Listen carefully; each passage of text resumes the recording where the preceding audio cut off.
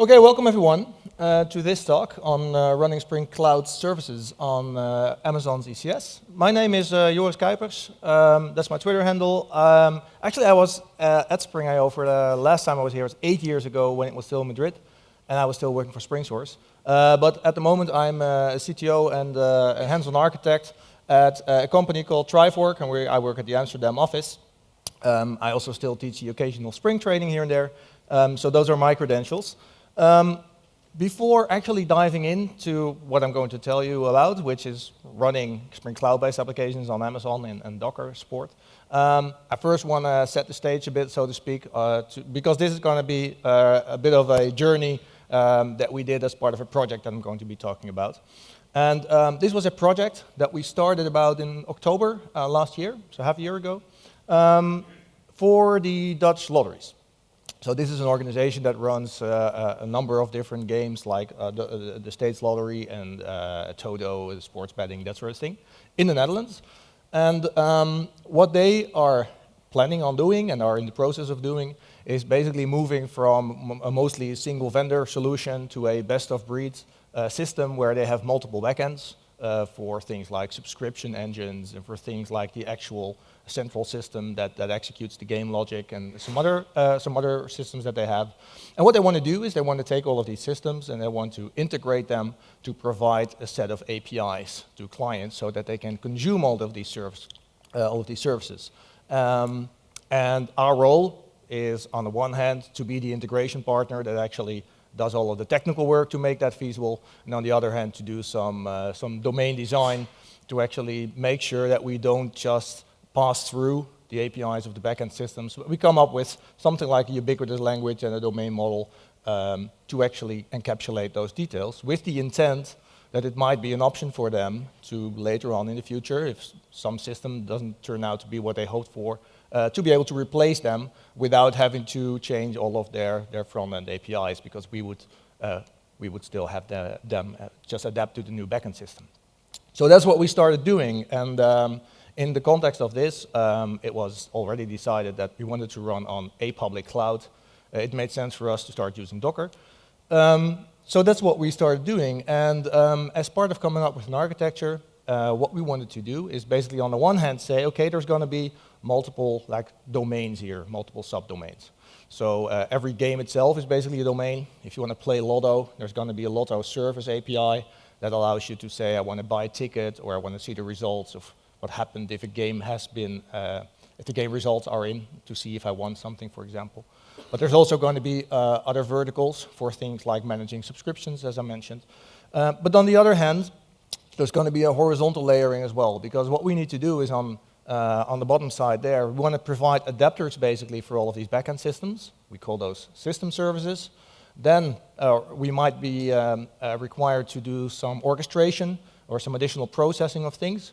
For example, maybe if you get a new subscription because you want to play every month with one of the new games, we should also send you a confirmation email through some marketing system. So that would be an example of doing some orchestration between system services. So we have process services for those. And then finally, at the top, you see what we call experience APIs. And this is how we expose the APIs to our consumers, to our clients. And there might be a single one for some verticals. But it could also be the case that we actually have multiple experience API to cater to the different needs of different types of clients. Right? A kiosk that is sitting at the counter store where you get your Lotto ticket might have a very different way of interacting with our system than, let's say, a web application does. So that's why we have these verticals and we have these horizontals. And all of these little boxes, all of these different services are going to be, or are, in our case, already Spring Cloud service-based applications. Now, I'm going to assume that all of you are at least familiar already with Spring Boot and that you've heard of the term Spring Cloud. But if you don't really know what Spring Cloud is, in many respects, it's just a layer on top of Spring Boot. So every Spring Cloud application is, by definition, also a Spring Boot application. And it adds some additional functionality for things that typically come into play when you are building distributed systems, which could run in a cloud, but this is more useful than just that niche. So that's things like service discovery, circuit breaking, centralized metrics, and a couple of other things. So when we set out to start doing this, I'm sorry, that was one too many, then we decided that the communication between our services across these layers was still going to be blocking. Because actually, if you think about it, this would have been a good use case for reactive. Right? There has been a lot of talk at this conference about reactive programming and the new support that has been added for that in Spring 5. When we started out in October, we were programming against the very first milestones of Spring Boot. And it probably was a milestone already, but it must have been the first one as well of Spring Cloud release train, Spring Cloud Finchley as it's called. And a lot of the frameworks around the core Spring framework simply weren't quite there yet when it came to reactive support. And because we wanted to have all of this, for example, Spring Cloud support, all of the integration with all of these existing libraries and frameworks, we decided that it would be good enough to actually use blocking HTTP. Literally, what I told other people when discussing this was, if it was good enough for Netflix 2 years ago, it will be good enough for this system right now. Because this is basically the same type of journey that they went through at Netflix, where they are currently doing everything in a reactive non-blocking fashion, because for them it makes sense. It's much more efficient use of resources. But they have been using a blocking architecture for quite some time as well. In terms of how we set up our code, we have a single team working on these different services. And so we don't have an organization where different teams own different parts of the code base and different services. So we decided that, at least for now, as long as this is still the case, all of our code and all of our services will live in a single Git repository, and they will be running as a multi-module Gradle build, basically. That also means that it becomes quite easy for a lot of common cross-cutting requirements that we have to turn them into shared code, shared libraries. Because we're running with Spring Boot and Spring Cloud, a lot of that is actually using Spring Boot's auto-configuration. So we write our own auto-configuration for many of our services. And we can just add that and it will be available. Right? We don't have to worry about maintaining different versions of those libraries because everything is just in a big build. And this is not a permanent situation necessarily. Later on, it will be easy to decide that we want to extract certain things as they become more stable, or if they are actually turned out to be more volatile than others, and give them their own life cycle. But for now, this works pretty well in our setup. So what we're doing is we're building these Spring Cloud applications, we're putting them in a Docker, and then we're running them on this platform which is called AWS ECS. I'm going to talk more about that and explain a little bit what it is. In addition to that, at least when we started out, but I'll get to that as well, we were using HashiCorp's Consul as a service registry. So that meant that at startup, every service would register itself with Consul saying, hey, I'm an instance of, let's say, the Lotto experience service, and you can find me at this IP address and this port number, and then other clients will know where to find that service. We're provisioning the infrastructure using another tool from HashiCorp called Terraform.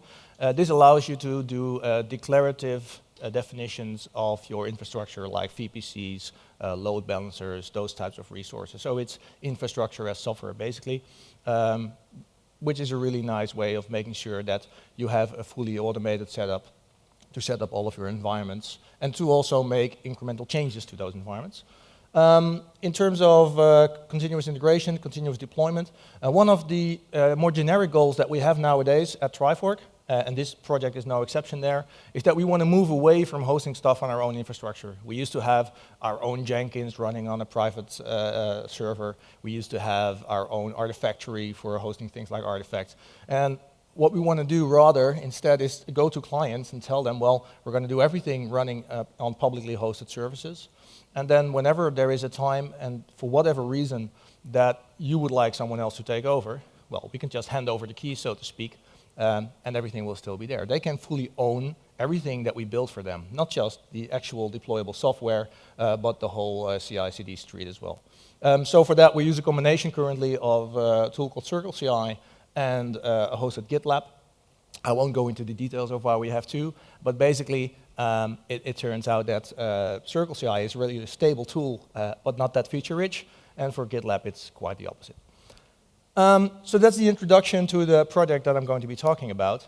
Now, the topic of this talk is how to deploy these services on Amazon's Elastic Container Service, because that's really what ECS stands for. This is a platform that acts as a Docker orchestrator. So that means it can do scheduling of containers. Scheduling means, oh, I have this Docker container. I've indicated that I want to run it somewhere. Where can I put it? Right? What EC2 host is available, is suitable also for this thing, and how do I then actually get it on there to run? And also indicating, okay, I want to have, let's say, at least 2 instances of every service, and maybe I want to be able to scale up to at most 5. So when certain things happen, the ECS mechanisms should ensure that that extra Docker instances will be deployed, for example. So that's basically what it does. Another part of what they offer at Amazon for this is their own Docker registry. So rather than pushing things to let's say, the Docker Hub, you can use what they call ECR, Elastic Container Registry, and you can then have a private Docker repository for your services, which is what we're using as well. And when we started with this, we had a lot of experience already when it comes to building Spring applications. So we didn't expect any problems there, also not in the Spring Cloud area. We were also very comfortable with choosing milestone releases of all of these things and just catching up ourselves. We had some experience with running on Amazon, but not with Docker, but just plain EC2. Also not really that much with automated provisioning, more like just clicking some servers together for smaller systems. And last but not least, we had some real experience already with running applications as Docker on Kubernetes. But this was for a customer that had their own data center and their own operations team running it there. And based on that, we figured, well, we're actually quite late to the game, right? It's October 2017. This whole Docker Cloud thing has been around for quite a while. We considered ourselves almost to be like late adopters. And we figured that the benefit of that would be that everything would already be there, right? All of the problems had been solved. This would just be a walk in the park. We could just start using this stuff. And that turned out not quite to be the case, which is why I'm now here, talking about how to actually run this thing on Amazon. So just to illustrate this point of how things turned out to be not quite there yet compared to our expectations, there is already a very interesting mismatch between, on the one hand, the EC2 virtual infrastructure that Amazon provides, and then the ECS services that they provide on top. So what's the model for this? Well, basically, you're just setting up and running and paying for the virtual host that you have, so for EC2 instances. And then ECS on top of that is just free. It comes for free, you're just paying for the actual compute resources that you're using. What they do technically is that they have their own agent, which you have to deploy as a Docker container on all of your EC2 instances. And then in addition to that, your Docker containers will be deployed on that. You can do this by using a pre-existing image that Amazon provides that you run on your EC2 hosts and that already has that particular agent installed. You can also build your own images as long as you make sure that the agent is included. So you're free to decide what you want to do there. Now, when you look at the Docker layer, so at the ECS support, as I mentioned, one thing that you can do with an orchestrator is you can tell it that you want to have a variable number of Docker instances per service. So let's say I want to have a minimum of 2, but when certain thresholds are crossed or some boundaries are reached, for example, I have a percentage of CPU that stays higher than a certain percentage for a certain amount of time, I can tell ECS, oh, now I want to scale out. So I want to have another Docker instance, and it will find an available EC2 instance, and it will deploy it there. Obviously, after a while, if you do that, it could be the case that you're running out of EC2 resources to deploy more Dockers on. And this is where autoscaling comes into play. So EC2 has a feature called autoscaling groups, where you can indicate how the virtual infrastructure, the virtual service, should be scaling up and down. So that's nice. So that means that when we get new Dockers and it doesn't fit on the actual resources that we have currently configured, it can just automatically configure more. However, it turns out that that might lead to problems when you then want to scale back down. Because autoscaling at the EC2 level can understand that, oh, maybe you want to get rid of an EC2 instance, so you want to kill a server, basically. But it doesn't understand that, oh, maybe there are still some Docker things from ECS running on that, and it wouldn't be that nice to just kill off those tasks and then have the scheduler redeploy them somewhere else, because you might be running out of instances then for a period of time. So it should really just wait until those Docker images have been replaced with some new ones running on other services, and then kill off the EC2 instance. But this is not something that is built in. So basically, the whole auto-scaling mechanism doesn't know anything about the whole ECS scaling. They're two different things, and they don't really talk to each other. You can control this, but you need to do it manually. And if you then start looking into this, on how this works, then you will find that on the official AWS blogs, people will have written blog posts on how to do this, where they say, yeah, we have this nice guest post of this guy who came up with a Lambda function that will listen to all sorts of events that happen within AWS, and then based on that, you can deploy the Lambda, and the Lambda will listen to events, and it will start managing this thing. And at first, when you look at this, you say, okay, I think I understand what it does, and it sort of makes sense. And then you start to think again, and then basically what you're saying is, oh, so my cloud provider is basically telling me that I need to do their job for them, but to do it, I can use this other technology which they have, which is the Lambdas and the whole functional thing. And that was already like the first indication to us, okay, maybe this is really not quite there yet in sense of what we had expected. Now, obviously, we were not the first client to run into this and to complain about this as well. So actually, after we already got started and we had this stuff figured out and set up, Amazon announced a new feature, or it's actually a bit more than that even, of their ECS support, which they've called Fargate. And with Fargate, they said, yeah, it is indeed quite a hassle to have to manage all of your instances at the EC2 level. Rather, we want to make containers a first-class citizen. So what that meant, if you looked at their the blog where they indicated this, is that basically you move from a model here on the left-hand side, which is what I was just talking about, right? You have your EC2 instances that you have to configure, and then ECS will deploy some containers on that. You're going to move to something where there's really just containers. And of course, there is still virtual infrastructure underneath, but it will be managed for you. You don't see it. You don't pay for it either, because you're just paying for the direct Docker usage. So that actually sounds very attractive from a lot of point of view. However, when they announced it, it was only available in the US East region, and we are running into European regions, so we couldn't use this. Also, if you're thinking about moving to something like this when you're already on a traditional situation, make sure that you are prepared for let's say, first-level class Docker support.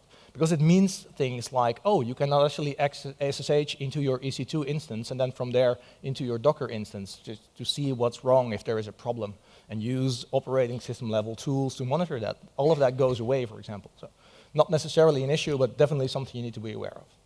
So this is where we were, and we said, well, one of the first things that we're going to need is we're going to need service discovery. So for that, we were going to use HashiCorp's Consul.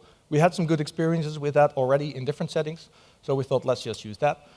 In addition to that, Consul can also be used as a key value store, so it can be backing a centralized configuration for your Spring Cloud applications. That's also a really nice feature. It means that at startup, your service will connect to Consul, it will tell it where it is, it can discover other services, but it can also obtain its configuration.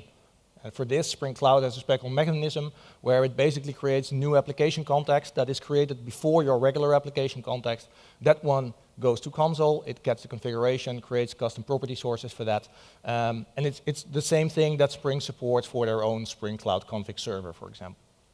So this is what we set out to do. And we set this up, then we deployed our first 3 Docker instances through ECS. Just worked. So that was easy. Then we moved into another sprint. We started to add some new functionality. We wrote some new services. And then it all stopped working.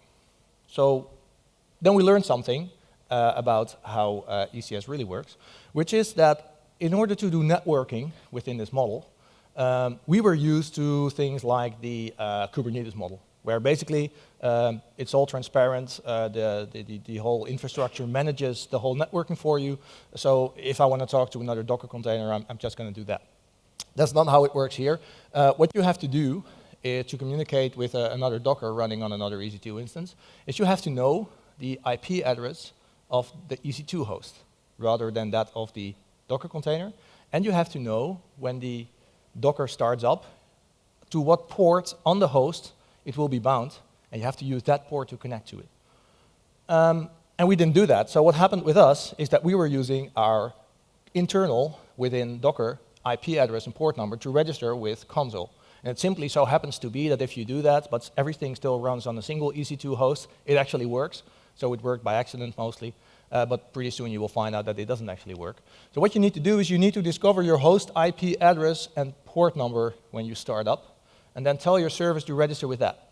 Now, to me, this was a very weird notion. It's very much like in the Matrix, where basically what you want to be able to do is to have services living in there, just being blissfully unaware of the fact that, oh yeah, actually underneath there is this whole other layer.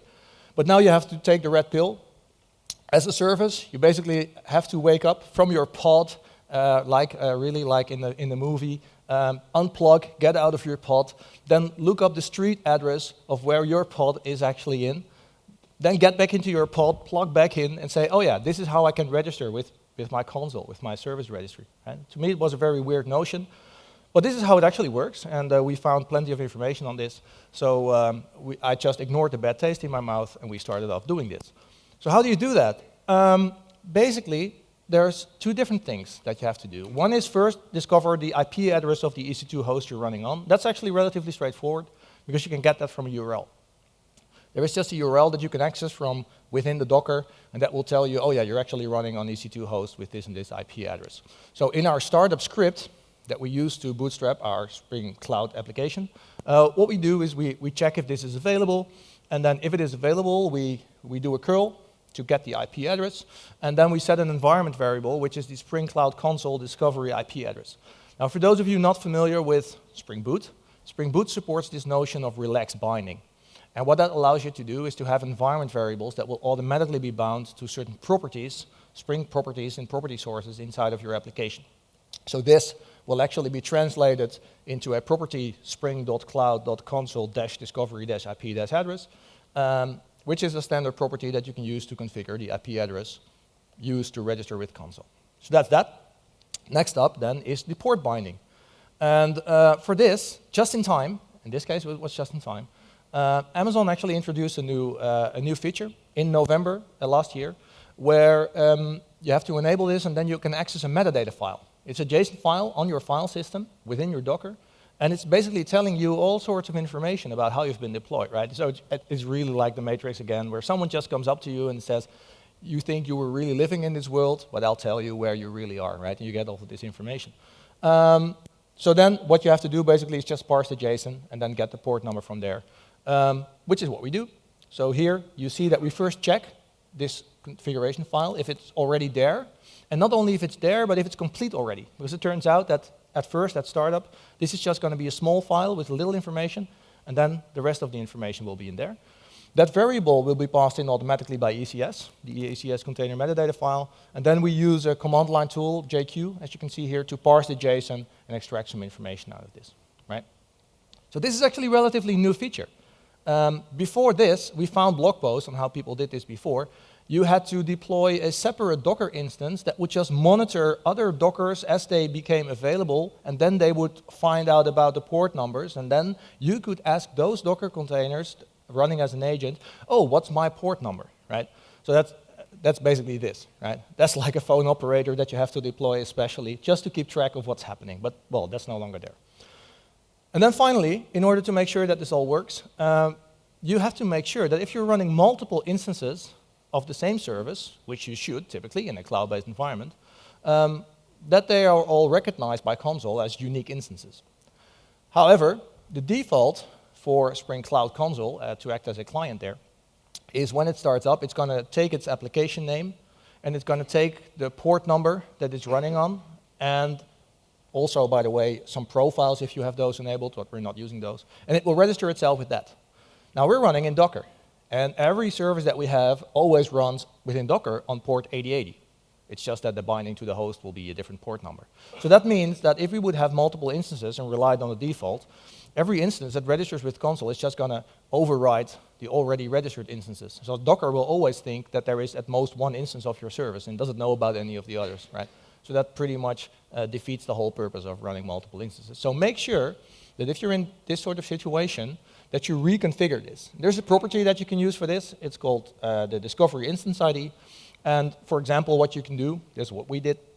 is you could say, we're already discovering this public host port anyways, so we're going to just use that.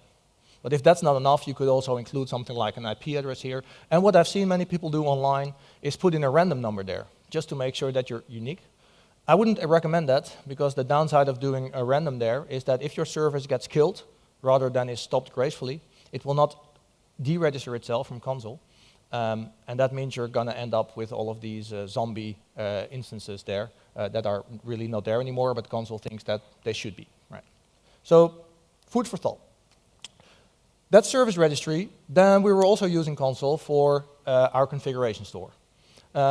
It's really good for that.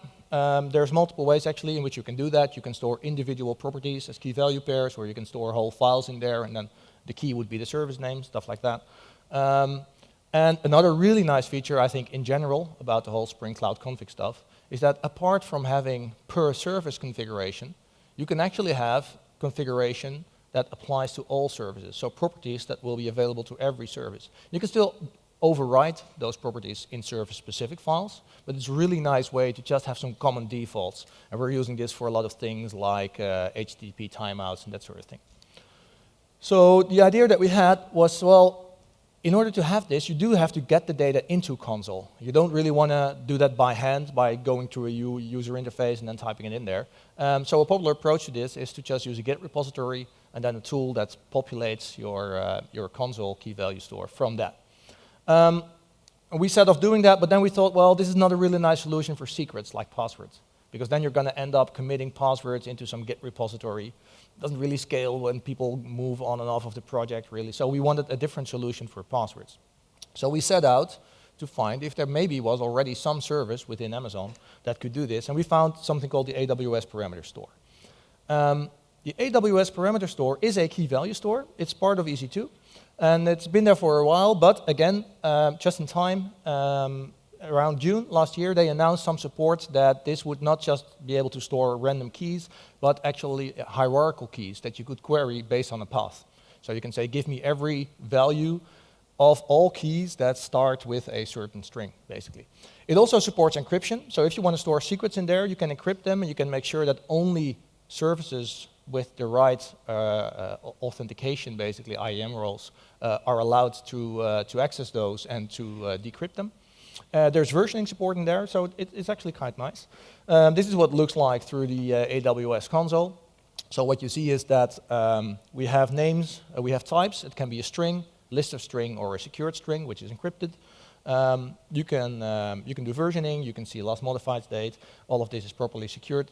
So we were looking into this and said, well, this looks like a great solution. We can use this for passwords, but actually we could just use this as a generic replacement for Consul for configuration.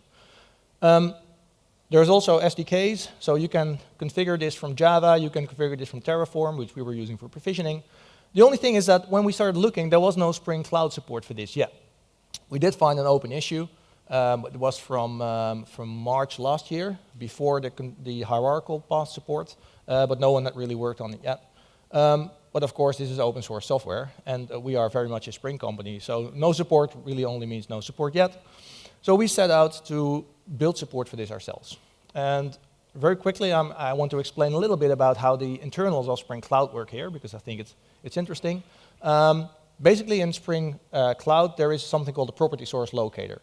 That's a single method interface, or a functional interface, as you would call it in Java 8, where you get the environment passed in, right? So the environment contains a list of property sources, and you have to come up with a property source based on information from some backing store.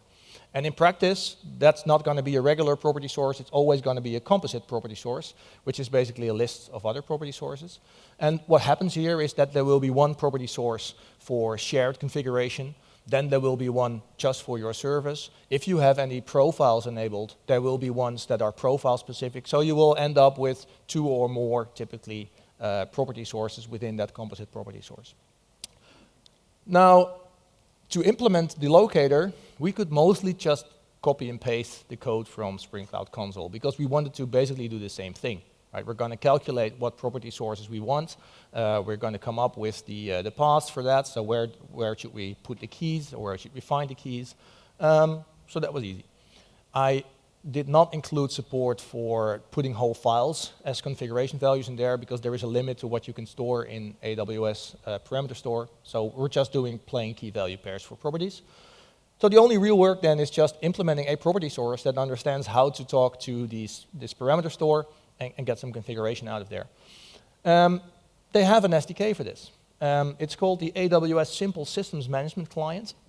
Somewhat confusingly, this whole parameter store thing is part of something that they call the systems management services. And this is the code. Now, it's not my point to make you read all of this code. It's my point to say that this is really everything that you need to write in order to get this to work. It fits on a single screen, especially on a use screen like this, but still, it fits on a single screen. So then you have to just write some configuration to create a bean for this at startup time. So this is called a Bootstrap configuration when you're using Spring Cloud. You add some properties to configure it. So under what prefix do I expect my keys to be, that sort of thing. And basically off you go. So we are using this right now, and what we do is we have environments in Amazon where we're running multiple logical environments for the application. So maybe a development and a test, or an acceptance and a production. So we make sure that we pass in that environment as an environment variable, and by using this configuration, we can then ensure that we can have a single EC2 configuration with multiple ECS configurations on top, basically. We did turn this into a pull request, and actually I was going to tell you that this pull request had been open for 2 months and that I wasn't quite sure when it was going to land in the Spring Cloud AWS project. But I was talking to Dave Sire about this yesterday, and this morning when I was checking out of my hotel, I got an email and it said, hey, your pull request has been merged by Dave. So thank you for that, Dave Sire. So in the upcoming release, not sure when that's going to be, of Spring Cloud AWS, this will be included, if this is something that you would be interested in using yourself. So this is now the situation we're in. We're up and running, everything works, but we're finding out something else. We originally just had a single load balancer for the public endpoints that we're exposing, and nothing for the internal routing, because, well, our Dockers could just talk to each other now. Turns out that for ECS, you actually need an internal load balancer as well, just to do a health check. Because if your service isn't healthy, the only way that ECS knows about that and can then take your Docker out and deploy a new one is to have a load balancer that does a health check. So we needed to have internal load balancers.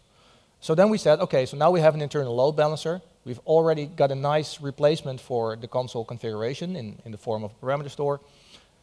But we still have to now run and maintain this whole Consul thing. I mean, Consul is a nice tool, but it's not a service that's natively offered by Amazon, so we have to deploy it ourselves and monitor it ourselves. We might as well get rid of it then and just use those internal load balancers also to actually do the inter-service communication, which we do over HTTP. So we did that, and with that we were basically running without Consul. And then again, we were in a situation that after doing all of this work, Amazon said, yeah, actually we could have made this a bit easier. So starting in March, they announced that they are going to support Docker health checks. What that means is that you won't be required to use an internal load balancer anymore. It can actually do a health check at the Docker level and see if your instances are healthy. Another thing that they announced is service discovery. So obviously, everyone has this problem of either having to run something like Consul or having to go through an internal load balancer.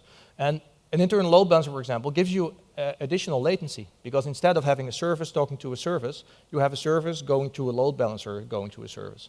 And we're doing the 3 levels, so it's 2 extra hops actually. And with this new feature that they announced, this won't be a problem anymore, because basically it's going to be their DNS service, which is called Route 53, that will allow you to do service discovery internally. There's actually, I think, even an API for this, so instead of resolving always to just a single instance, you can actually find out about all of the instances of your service. Very much like what you would get with something like Consul. However, we cannot use this yet, because it requires a different networking mode, which is called AWSVPC.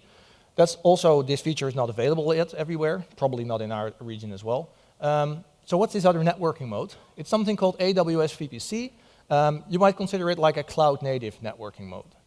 I complained here about the fact that you have to know about this whole EC2 binding and IP numbers, because all of the networking actually happens at the EC2 layer. This changes that. This allows all of your Docker instances to basically get their own network interface and just talk directly through those network interfaces with the other Dockers.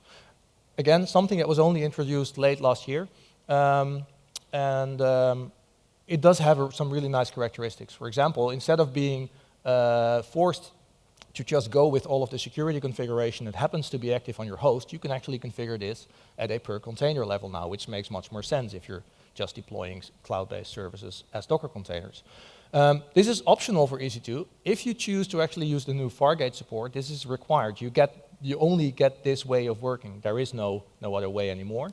There is some small print, however. If you look at what's required to run this, then what Amazon says is, well, actually you can only attach so many virtual network interfaces to an EC2 instance. And obviously it's going to need one for itself. And then I'm going to need a virtual network interface for every Docker instance running on that host as well. So as their example here says, if you have something like a C4 large, which is just not a really small machine, it's large, then you can actually only run 2 Docker instances on that, because it only allows for 3 virtual network interfaces and it needs one for itself as well. So now, all of a sudden, you are forced, when you're thinking you're going into this more like cloud native mode, all of a sudden you're forced to think about, oh, so what EC2 instance type should I be using? Because I need this many Docker instances on average to be able to run on this thing, and then for that I need to carefully choose. So again, you're back to basically maintaining all of this yourself. So we're not using this yet, obviously. I do think that once we would move to this, it would be very interesting to look into Spring Cloud support for this. Because I think with the, if I understand how this works correctly, we're not using it ourselves, is that this service discovery is a full-blown service discovery in the sense that you can find out about all available instances of a service. So that means, in the traditional Spring Cloud sense of the word, you can continue to do client-side load balancing with Ribbon. Right? You may not all be familiar with that, but basically that's the mechanism that's used by Spring Cloud when it finds out about multiple instances of a service to decide, okay, which instance am I going to use? It can do round-robin load balancing, or it can be smart and find out about the fastest instance, that sort of thing. So there are some real benefits there. So what we're doing is we're not using that load balancing yet, but we are keeping Ribbon in for now. We don't necessarily have to do that because we're using server-side load balancing now. We have ALBs. And that means that basically what we're doing is we still use logical service names, but then in our configuration we simply say, oh yeah, that logical service here that we have called Lotto system, for example, that actually resolves to lottosystem.nloggateway.vpc. And that's just a DNS name that will be resolved by our load balancers. You can also see that that means that we're using this load balance annotation on our REST template. That means it's using Ribbon, it's using client-side load balancing, except that there is no actual load balancing because we only have a single host configured that it will go to. This also makes it easier to use something else. I really don't have time to go into that, but we're using something called Zuul, which is a proxy basically that you can use to build gateways. And we're using it because in many cases when we have an experience talking to a process and then the process talking to a system, it really just needs to pass through the request. Only for certain requests does it really need to do orchestration and add some business logic. But in many cases, you just pass through. And with Zuul in place, you can just configure that and be done with it by saying every request that's being made, so path is /*, should just be forwarded to the Lotto system service. And that will be resolved, what the Lotto system actually is, through Ribbon. And then we're just going to add some ignored patterns to say, oh yeah, except for these couple of URLs, because we want to handle those ourselves. And for that, you can just use Spring MVC, Spring Webflux, whatever, to handle those incoming requests. So that's, I think, a nice pattern. So that is service discovery and configuration. And now you have your application up and running, and now you want to know what it does. So you need to start thinking about things like logging and tracing. So we've talked a lot, or at least other people have talked a lot about observability already during the conference. For logging, we're using Logback, which is the built-in thing that Spring Boot comes with. And we're using it with a logback-spring.xml configuration file. This gives you some additional features. Namely, you can access properties from the Spring environment within your logback configuration, which is nice in our case. It also prevents you from using certain features, like dynamically reloading your configuration, your logger configuration, if you change the XML file. But we don't need that because we package the whole thing inside of a Docker, so it's just going to be this immutable file anyways. What we are currently using is an as-a-service provider called Logs.io, which is just an Elk stack basically, so Elasticsearch, Log/Kibana. But they come with a nice appender that you can configure for logback, and it will just chip off all of the logs there. So all of our services log there, and we have a centralized log there. This is how we do this. We have a centralized or a shared library where we configure our logging. This is the default logback spring.xml file that we have in there. If necessary, you could override this on a per service basis, but we don't typically need to do that. And then we include a number of fragments here. So we have some standard Spring Boot configuration, but we also have an appender configured here. And then based on if we're running on a local environment or in AWS, we're either going to log to the console or we're going to be logging to Logs.io. And that configuration for Logs.io looks like this. We have an appender, we have some additional configuration, and you see that we have some fields that we're always shipping. Because obviously, when you're looking at this combined set of log files or log statements, you want to be able to see, oh yeah, this log statement came from this service in this environment, et cetera, et cetera. So we also want to include the region there, the AWS region. But that's not by default available as something like an environment variable. So how do you get that? Turns out there is a really nice feature, and I'm going to assume that most of you are not familiar with that, called a property definer in Logback. This is how you can make properties available for your configuration of logging programmatically. So we have a class called an AWS region property definer, which you can see here, which defines an AWS region variable. And the implementation of that is trivial, right? This is all of the code. It just uses the SDK from Amazon to say, give me the current region, and then the name of that region if it is available, and otherwise we have some default.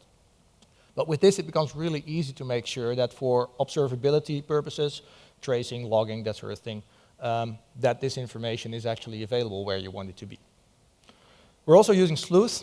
This is also a project from the Spring Cloud, which does tracing, distributed tracing. So basically, for the first request that comes in at the boundary of your system, it's going to create a trace ID, and it will ensure that this is propagated with all of the downstream requests that you're making. It could be HTTP requests, but it could also be messaging requests, and then they will be headers in message headers. So it will just instrument all of your Spring code, and all of this happens automatically. You just have to put it on your class path, all the configuration does the rest. Really nice, because it allows us to see correlated log statements across all of our services. We actually expose our internal trace ID to the outside world as well, so that people who report issues can even mention that trace ID, and we can then immediately catch it in the log files. We're not currently exporting these traces to centralized trace systems like Zipkin yet, but we could. So the result of that, as you can see here, is that basically you're going to have things like a trace ID, almost at the bottom there, which is a hexadecimal representation of a long, which will just automatically be forwarded to every downstream service that we call. Essential for having centralized logging.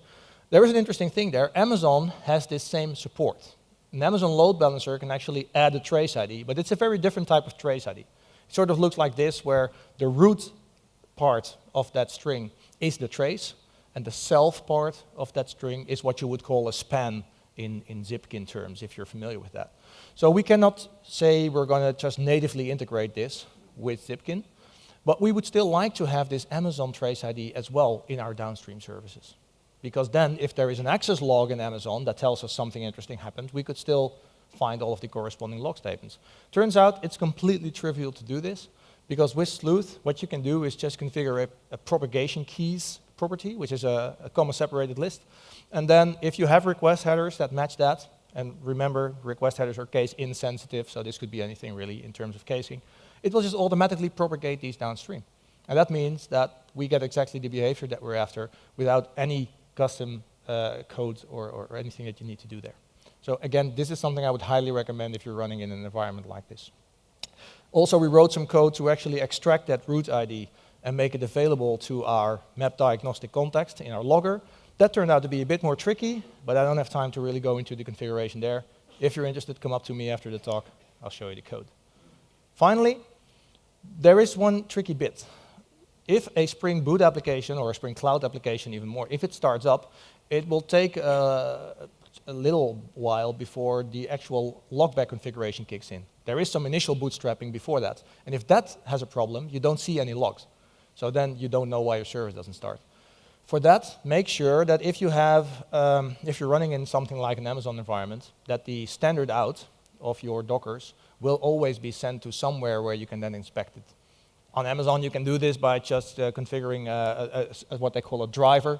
This can go to CloudWatch, it can go to other log services. But you need something like this, otherwise you won't be able to pinpoint certain issues. So, what we found out is that basically this whole thing of running Docker on Amazon turned out to be less of a walk in the park than we had anticipated. On the other hand, we are very much not the first client to run into this, so they are making continuous improvements in this area. We just had this feeling that it was always just a little too late, or it was just not going to be for our region. So we are still running on this, let's say, older style mode of doing our own EC2, doing our own scaling down, and using internal load balancers. But this is not rocket science to start replacing this after a while, right? The whole idea of making sure that you have things like Dockers and that you have abstractions like Spring Cloud is that this stuff is just infrastructure. So we will be able to replace this if we think it's worthwhile in the future without making significant changes to all of our applications. Also, Spring Cloud itself is really a really nice set of projects that help you in different respects with this. The service discovery support, the centralized configuration support. Also, as I showed you, actually integrating with that yourself, because the support that's offered out of the box is just not quite there yet, is in most cases is really easy to do. Not something you should be afraid of, and I think that goes in general, right? When you work with Spring technologies and you find it doesn't do something, or it doesn't have a binding for something where you would really like it to have, just check it out. At least implementing it for your own project is typically easy enough. If you can, try to turn it into a proper pull request and have others benefit from that as well, but don't even necessarily need to do that. I have 3 more minutes, so I have a bonus slide. When I did the abstract for this talk, some of these issues hadn't come up yet. So well, I had to come up with some things to talk about, obviously. So for those of you who read the abstract, you may have seen that I also wanted to talk a little bit about HTTP client configuration, because we're doing tons of HTTP requests in this integration landscape. And I found that a lot of people are typically doing this wrong. So very briefly, I want to talk about this. This is not necessarily related to Amazon, but it is very much related to building services that interact using HTTP. What we've done, we've built our own auto configuration for our cloud services that configures a custom Apache HTTP client, and it then ensures that this client is being used by our own REST templates, in addition to things like Spring Cloud Zuul, which will automatically pick that up. What is the sort of thing that we did there? Well, let me show you some code. I have my client configuration here, and the most important bits are here. First, we have this bean, which is an Apache HTTP client, and we're configuring a couple of things here. First of all, we're configuring the maximum number of parallel requests that you can be making to a certain endpoint. The default for this is ridiculously small. I think it's like 2 requests per route, so per server address, basically. So if you don't configure this, you will only be able to do 2 requests in parallel in your integration service whose only purpose in life is to make HTTP requests. Right? Don't do that. So this will make sure that we have a significantly higher number there. We typically use something like 200. Also, you can see here that we're configuring connect and socket timeouts. Again, very often bad defaults, although Boot actually makes this a bit better with the REST template builder, but make sure that you configure this, right? The connection timeout is how long am I willing to wait until I even have an HTTP connection, and then the socket timeout is how long am I willing to wait, to block and wait until the first byte of the response comes back, right? How long does it take to handle a request, basically. Also, we have a custom cookie spec here. This is actually relevant for Amazon. Turns out that the Amazon load balancers return set cookie headers that by default will cause a ton of warnings if you're using the Apache HTTP client, because the default cookie spec that it uses is not standard. It's actually something else, which is more compatible with older web servers and that sort of thing, but it doesn't understand some parts of the cookie header that the Amazon load balancer returns. So we're configuring that as well. And then, this is a Spring Boot specific trick. We have a REST template customizer here. If you're using Spring Boot, what you should not be doing when you need a new REST template is say, my REST template is new REST template. What you should be doing is injecting a REST template builder and using that to configure your REST template, because then you can centralize some configuration parts. And here, that's exactly what we're doing. So what we're doing is we're saying, if it turns out that we were using the Apache HTTP client as a request factory, then we're going to make sure that it uses the HTTP client that I just configured, first of all. And second of all, we're going to set a custom interceptor that can perform logging of the requests and the responses, because there is no built-in support for that in the REST template. Now, I'm used to things like SOAP services to build that with Spring Web Services, and the web service template actually has some really nice support for this, where you can just enable this. So we implemented this ourselves for our REST templates. Won't have time to show you the actual code, but again, if you're interested in that, come check me out. What is important though, and that's the final thing I'm going to tell you here, is if you want to log responses that are coming back after making an HTTP request, then you have to ensure that your request factories are wrapped inside of this buffering client HTTP request factory. Because without that, you will be reading the response, and then no one else will be able to read that response again, because you've already just emptied the input stream. Right? So you need to make sure that responses are buffered so that they can be read multiple times if your logging interceptor or whatever you want to do also wants access to that response body. Right? So that's basically what I wanted to show you. So this is our experience after half a year of running this thing. I'm sure we'll run into many more interesting issues. I'm going to talk about that in the blog or maybe some other conference. So thanks for attending. And like I said, if you have any questions, feel free to come up. I'll hang around and we can discuss some other things. Thank you.